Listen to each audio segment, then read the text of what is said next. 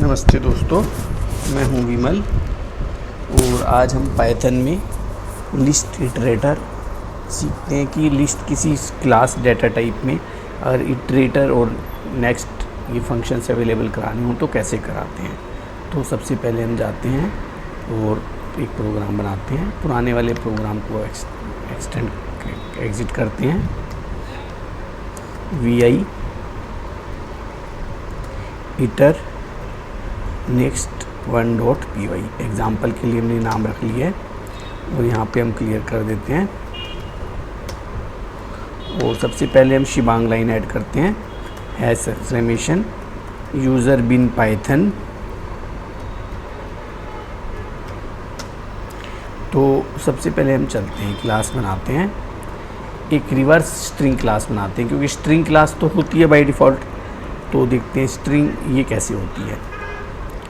तो shift control we, reverse class हो गई। तो एक बार ये भी ऐड कर देते हैं। तो अब इसमें देखते हैं, इसमें दोस्तों सबसे पहले में सीखने की चीज़ है कि इनिट तो फंक्शन होता है, वो किस लिए होता है, कंस्ट्रक्टर के लिए। इनिट किस लिए होता है, एक बार हम इसमें लिख भी देते हैं कमेंट करके।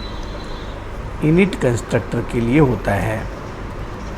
इनिट फंक्शन को कंस्ट्रक्टर भी कहते हैं, को कंस्ट्रक्टर भी कहते हैं। फिर दूसरा आएगा सेल्फ वैसे सेल्फ ही रखा जाता है ज़्यादा नाम, तो self dot data equal to data, तो ये हम स्ट्रिंग ही रखेंगे लगभग। और सेल्फ डॉट इंडेक्स, उसकी पूरी लेंथ हमने ले ली। इटर एक स्पेशल फंक्शन है, हमें ये लिखना पड़ेगा, इटर एक स्पेशल फंक्शन है, कमेंट लिख देते हैं। इटर जो है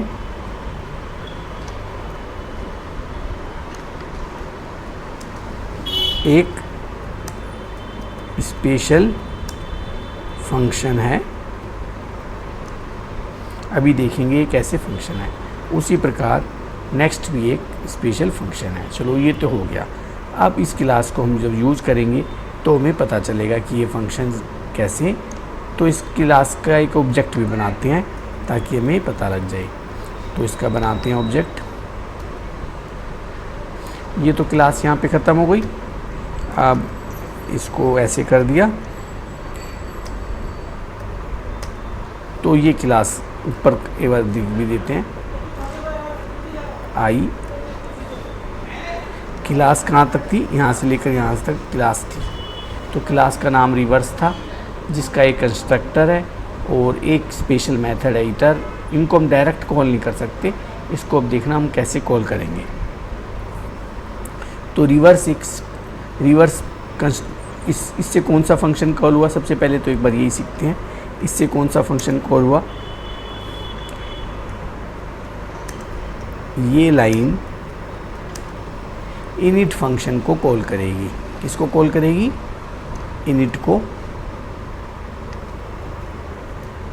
जिसमें सेल्फ तो खुद ही होएगा, मतलब सेल्फ मतलब ये क्लास का ऑब्जेक्ट खुद ही बन जाएगा। और डाटा इसमें क्या आ जाएगा, स्पैम आ जाएगा। एक तरीके से डाटा इधर स्पैम पास हो जाता है, जैसे हम लिख देते हैं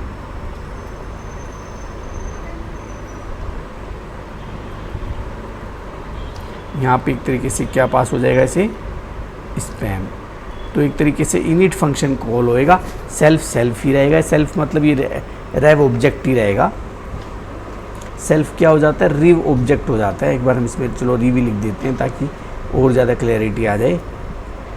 सेल्फ क्या बन जाता है, रिव ऑब्जेक्ट खुद बन जाता है। सबसे पहले तो क्या होता है, इसमें एक रिव ऑब्जेक्ट क्रिएट होता है।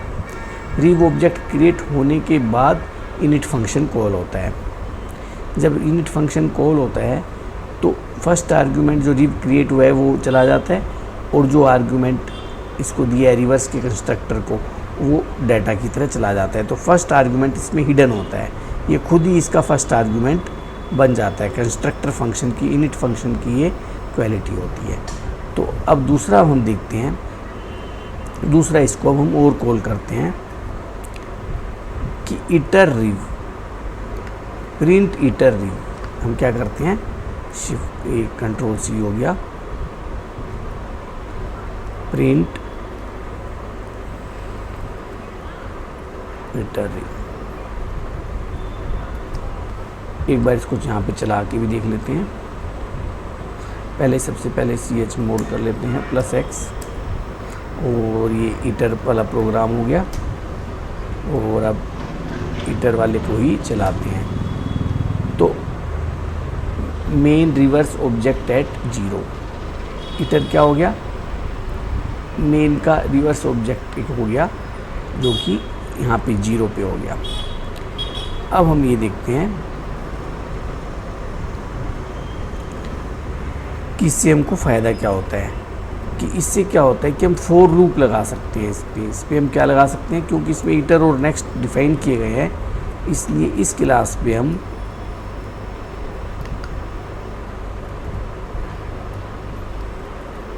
फॉर लूप लगा सकते हैं।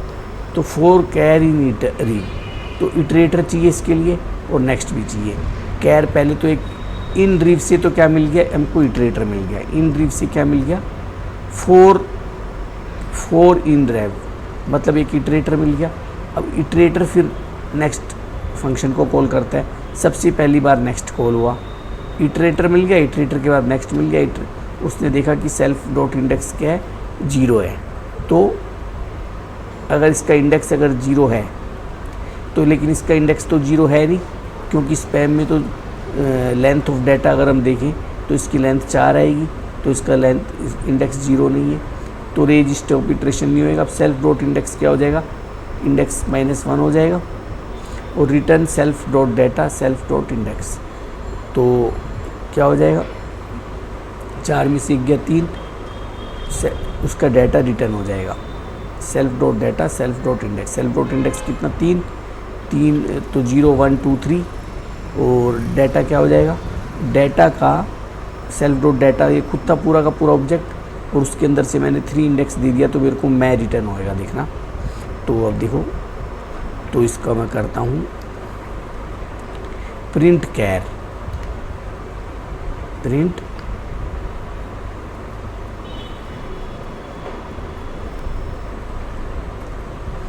इसको सेव करते हैं और यहाँ रिटर्न चलाते हैं। तो ये देखेंगे हम इस, तो फॉर लूप अगर हमें कोई अपनी बनाई हुई क्लास के ऑब्जेक्ट्स पे चाहिए तो हमको इटर और नेक्स्ट डिफाइन करने ही पड़ेंगे। तो दोस्तों इस सेशन को और आगे बढ़ाते हैं और देखते हैं और क्या क्या है इसमें। तो ये यहीं पे क्लास है, अगली बारी में जनरेटर सीखेंगे। तो इसको एक बार फिर से रिवाइज कर लेते हैं, क्योंकि हमें इस क्लास में फॉर लूप यूज़ करना था इस क्लास के ऑब्जेक्ट पर। सबसे पहले तो इनिट क्या होता है, इस क्लास का अगर हमें ऑब्जेक्ट बनाना है तो बाय डिफ़ॉल्ट इनिट बनाना पड़ेगा हमें। इसको आर्गुमेंट पास कर रहे हैं, एक आर्गुमेंट का कंस्ट्रक्टर है, तो ये कंस्ट्रक्टर कॉल हुआ और उसने इसके 2 डाटा मेंबर्स बना दिए, एक तो डाटा और एक इंडेक्स। तो और फिर प्रिंट इटर किया। इटर को तो चलो ये तो ज़्यादा अगर नहीं भी समझ में आया इसको कमेंट कर देते हैं। मेन चीज़ इसमें फॉर लूप समझना है। फिर से चलाते हैं। तो एक तरीके से ये अब हमें सीखना ही होता है कि भाई किसी भी क्लास का कंस्ट्रक्टर इनिट फंक्शन से बनता है और फॉर लूप उस क्लास में काम करे, इसलिए हमें इटर और नेक्स्ट होता है। तो धन्यवाद दोस्तों, अब अगले सेशन में फिर से देखेंगे।